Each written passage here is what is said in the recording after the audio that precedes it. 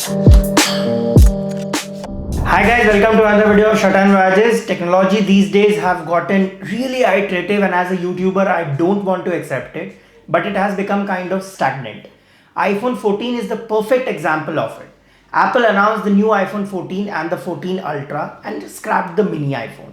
I'm kind of sad for the mini because it was the perfect phone for you, not the smartphone. You can't do much content consumption on it, but it was a very good phone in general. iPhone 14 starts at 80,000 rupees in India and iPhone 14 Ultra starts at 90,000.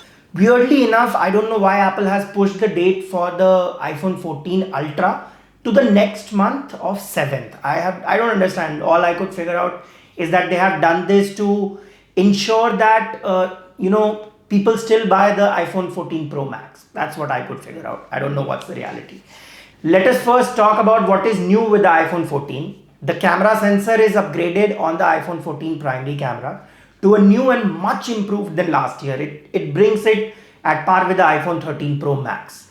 It supports a slightly wider aperture and also autofocus on the selfie camera. The camera sensors produce some of the best images in the class, and the video is undoubtedly among the best you can get on a smartphone.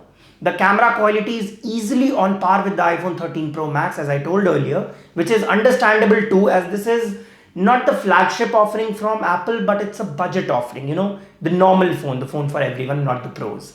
Apple also added the action mode, which is the new stabilization mode, which makes it possible for you to shoot very stabilized videos from it. The new iPhone also has two very cool feature up its sleeves. One is crash detection. So Apple uses a bunch of sensors on the phone, like the barometer, the gyroscope, the GPS, to determine whether you have been in a car crash or not. It also now supports the G-force sensor up to 256 Gs. This is a very fine example of hardware and sensors coming together with good software to create something useful and potentially life-saving in case of serious car crashes. So if God forbid you are in a car crash, the phone will detect it, will show you a prompt to close it if you are okay, but if you don't close it during a certain duration, it will send your location with other details to the first responders so they can get to your place and help you to save your life. I'm hopeful that this can be life-saving. Apple also added the cool SOS feature. So let's say if you are stranded at a place where there is no cell coverage, or where you don't have a proper network, like you are not getting enough network to call or SMS, use internet, iPhone 14 can directly connect to a satellite and you will be able to send SOS messages to first responders. This is also going to be very helpful feature when in time of need. Apart from these, there is not a lot new with the iPhone 14. It still has the A15, which is very capable and can handle anything you can throw at it.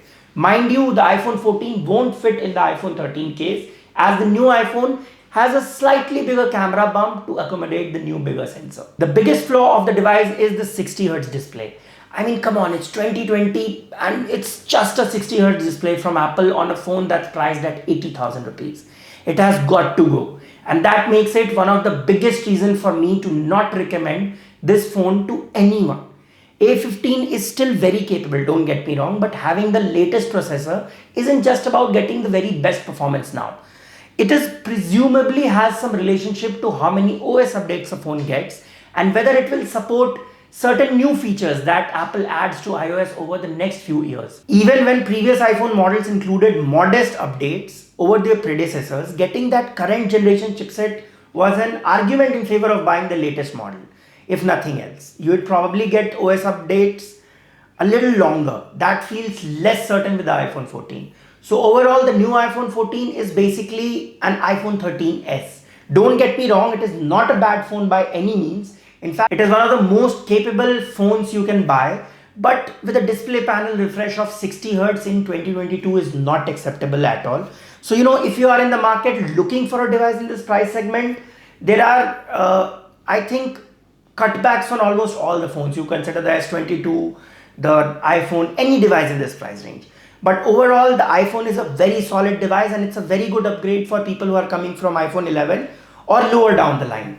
So you should definitely check it out. Go check it out in the store. The Ultra will be available from 7th of October. So if you want to wait, you can wait for it. It has a 6.7-inch big display. So that's the only change it has, and probably the best battery life in an iPhone. Thank you so much for watching the video, guys. Hope to see you in the next